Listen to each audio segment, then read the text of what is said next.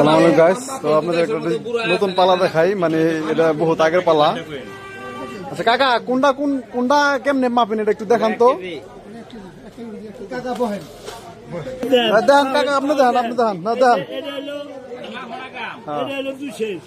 পাথর ছাড়া পালা, হ্যাঁ 200। তারপরে